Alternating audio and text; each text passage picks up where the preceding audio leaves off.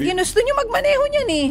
Pati nyo bayaran yung tax. Wala namang problema kung gusto mong magyabang. Oo naman. Karapatan mo yan. Lalo na kapag hindi mo ninakaw sa pera ng bayan yan. Correct. Pero kung ikay magnanakaw sa pera ng bayan, magyayabang ka pa. Huwag ka namang masyadong nagyayabang. Ito na kami Lunes. Oo nga, Lunes pa lang. Ito lang po. Kasi bigyan ko lang ito ng pagkilala. I mean, in fairness ngayon, dito po sa pamunuan ng customs, ito lang baby girl, importante ito. Kasi di ba nagkaroon ng pagbabago Yes. ng kanilang pinuno doon, no? Hindi ho natin tahimik itong si Press Officer Claire Castro sa kadahilanan, di ba, nung pagtanggal. Basta nagpalit. Okay. Ngayon, yung unang order niya, ay pinawawalang bisa ang lahat ng mga letter of authority na ibinigay, yung kumbaga pagbibigay ng kapangyarihan doon sa mga naging inspeksyon ng mga taga-aduana sa kung kani-kanino mga bodega. Kasi nga naging source of corruption eh. Kaya may mga negosyante na legal, yung mga bodega na nabunutan ng tinik kasi nga antindi naman talaga nung mga pinaggagawa.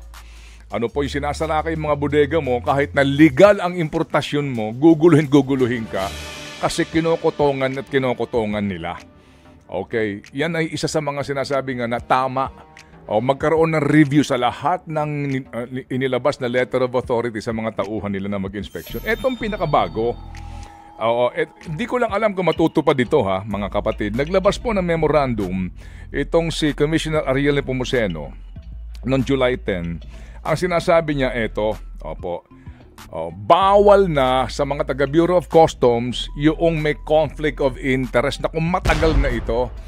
At dito po, pinalalakas nila at binibigyan po ng katwiran yung mga provision sa batas na pinagbabawalan ng sino man sa gobyerno na mayroong financial interest sa mga negosyo na magnegosyo pa rin habang nasa gobyerno. Ang sinasabi po dito sa kanyang order, mga kapatid lahat po ng mga kawani sa customs ipinagbabawal na ikaw maging sangkot sa mga operasyon ng kumpanya na may kinalaman sa customs, lalo na itong mga brokerage na ito. Naku, matagal na ito sinasabi natin. Opo, dito po ipinagbabawal yung pong mga taga-customs na magkaroon ng koneksyon bilang ikaw may-ari, incorporator, stockholder, partner, consultant, advisor, or in any other capacity that may raise ethical concerns. Mga kapatid, usap-usapan yan sa customs matagal na paano ka makakapagkompetensya kung ikaw broker, kung ang broker mismo official ng custom. Di lahat po ng mga may paparating, illegal man o legal, idadaan mo doon sa brokerage noong mga nasa customs. Kasi nga, sila may control Oo. Sila ang nagtatara, sila ang nagpapapasok, sila nag-a-approve, etc. So siguro, nakarating din po sa presidente na masyado ng talamak. Hindi ba itong mga ginagawa ng mga iba? Opo. So naglabas siya, ito pang hinihingi nila, no? Sinabi po nila, sa lahat ng mga taga-customs, mag-submit kayo ng verified affidavit sa Office of the Commissioner within 10 days. Yung affidavit nyo na yan, sinasabi ninyo, kung kayo ay may kaugnayan sa kung anumang pong mga brokerage firm o mga kumpanya na may transaksyones sa customs. Okay, ito po sinasabi dito The affidavit must disclose any familial relationship by consanguinity or affinity within the 4th civil degree. Okay, with individuals who are involved in customs brokerage businesses, regardless of their role or status in said entities. Kasi nga ngayon, usap-usapan naman yan Di ba yung mga nakaupo sa pwesto na may sariling brokerage na kapag ang ipapasok mo agricultural products sa kanya. Kapag mga automobile, mga high-end helicopter sa kanya. Kapag bakal sa kanya. So meron silang kaharian doon. So lahat ng mga may transaksyon dyan, dapat sa kanila ka magpapalakad. Otherwise, guguluhin ka. Kaya nakapagdidikta sila sa laki ng tara. Yung mga usap-usapan mas malaki ang kinikita ng mga korap sa custom kaysa estado. Ganon? Mas malaki ang kinikita ibinabayad sa kanila kumpara doon sa tax na binabayad sa bawat importasyon. Hindi na na-moderate ang grade. Ay, naku, sinasabi mo, girl. So, ito ho ngayon. Ako, sa akin dito, ha, ito magandang palatandaan naman ito in fairness, di ba? Itong gantong uri na memorandum. Kaya nga sabi doon ng Malacanang din, opo, ang Pangulong Marcos daw nagagalak dito po sa kanyang inilabas na memorandum. Ang tanong lang dito, may sumunod kaya? Yon.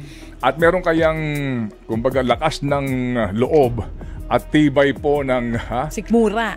tibay ho ng kumbaga tapang itong si Commissioner. Kasi ngayon mga kapatid, sa dami ho ng tatamaan sa reforma sa customs, malamang tinatrabaho na siya ng sino mga grupo para una, wakwakin, siraan, etc. Definitely. Kasi marami na wala ng hanap buhay dito eh. Maraming nabawasan ng kita dito. So ngayon pa lang, sigurado ho, meron na gumagawa ng kaparaanan para siraan ito at wakwakin ito at eventually din matanggal din para bumalik din yung mga dati na mga luko-luko dyan sa customs. Yun lang ang atin dito kung gaano katibay ang kanyang tapang dito. Kasi po, sindikato itong binabangga mo sa customs eh. O hanggang saan? Oo. After ng memo, hanggang saan? Yung mga hindi susunod, anong gagawin? Tsaka yung ano nga, di ba, yung ngayon, yung mga meron ng tinanggapan na paparating yung kargamento. Paano yun? Kung hindi napapayag ngayon na makalusot. Kaya magtataka ka nga naman din, ha? Magtataka ka. Bakit ang panghuhuli nila nasa tindahan na? At pansin mo ninyo, di ba? Uhulihin mo, nasa Divisoria na.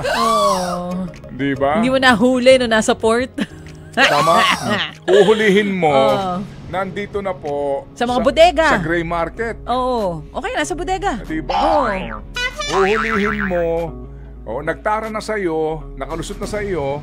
Paghuli mo, napunta dito sa tindahan ng gray market, uhulihin mo ulit. Tara na naman sa'yo ulit. Double tara. Hindi po ba? Kaya yan po yan eh. Ito lang po ang katanungan natin dito kay Commissioner. Gaano katibay ang tapang mo dito, sir? Yan po yun. Gaano katibay ang iyong paninindigan sa memorandum mo na ito? Opo. At kung gaano ngayon kahigpit ang iyong mga nakapaligid sa iyo, kasi sigurado ho, dito sa iyong nilabas na memorandum na ito, ang dami hong mga, ang daming nawalan ng dilihensya at hanap buhay, mga kapatid. Pumayag siya sa interview, talagang matapang. Wow! First time teka, magandang balita yan kasi ang tagal na nung huling may makausap tayo sa customs. Hindi, tsaka walang commission na pumapayag. Si Attorney Maronilla, tama ba yun? Naalala mo yung tungkol dun sa mga sasakyan? Nangako. Dapat alam, sabihin mo kay Commissioner, dapat alam niya ang sagot sa Bugatti. Anong update dun? Kasi yung kolektor nung port kung saan pinasok yung Bugatti, mukhang ibabalik daw naman sa isa pang port na malaki-laki. Yung Bugatti, kumpleto na lahat ng dokumento, kung paano minaniobra ang lahat. Alright? Kumpleto ho kami sa dokumento dyan. Bukas tatanong ko yan kay Commissioner, ha? Dapat alam niya na yung issue tungkol sa Bugatti na yan. At yung mga sangkot dyan, gaano din kalalim ang kanilang gagawing investigasyon at mapanagot ba yung nagpeke doon sa mga payment na ginawa ng Bugatti na iyan. Maliban dyan, yung mga auto na kinumpis ka ng customs. At sinabi daw mga kapatid, i-auction nila. Yung mga Ferrari, kung ano-ano dito. May nakabili na ba? Nasaan na yung mga kotseng yun? At totoo ba na may mga opisyal ng gobyerno na may-ari nung iba, pinalusot? Dapat bukas alam ni Commissioner yan, pag hindi. Naku po, ikaw naman, ba't hindi mo sinabi naman agad yung mga Sigurado ako, alam mo, sa memorandum na inilabas niya, hindi aatras si Commissioner. Matapang yan eh. Magpapa-interview yan bukas. Tara, let's lolote! Meron muna tayong break siguro bago tayo magsimula po ng ating pong happy hour set para tayo duro-diretso na kasi nga meron tayong isa pang importanteng panayam po sa mga isyong pambayan. Ito lang po yung napag-uusapan nga natin. Ano ba pakialam natin dito? Unang-una po mandaraya sa buwis, mga kapatid. Pangalawa po itong mga illegal na ito. Lahat po yan, yung mga illegal vape man yan na produkto, illegal drugs of course, no? Itong agricultural products. At saka yung mga gusto magyabang. Di ba? Sorry po Ang yabang wala namang yabang tax. Oh, hindi binayaran yung tax. Gusto mo magmaneho ng pinakamahal, pinakamagagarang auto. Oo, pero ayaw mo magbayad ng Ayaw mo tax. namang magbayad ng tax. Kasi nga sa paliwanag mo sa amin nun, yung palang mga ganyang kotse, kung ano yung presyo niya, Doble. yung Automatic. tax. Mas mahal pa yung tax. Automatic, Oo. opo. Ginusto nyo magmaneho niyan eh. Pati nyo bayaran yung wala tax. namang problema kung Oo. gusto mong magyabang. Oo Hindi naman. ba? Karapatan mo yan. Lalo na kapag hindi mo ninakaw sa pera ng bayan yan. Correct. Pero kung ikay magnanakaw sa pera ng bayan, magyayabang ka pa, Huwag ka namang masyadong nagyayabang. kaya kami Lunes. Oo nga, Lunes pa lang.